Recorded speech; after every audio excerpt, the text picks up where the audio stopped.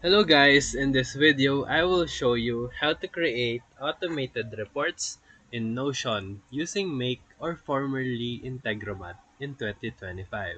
So let's get through it. Step 1. Open Make and create a new scenario.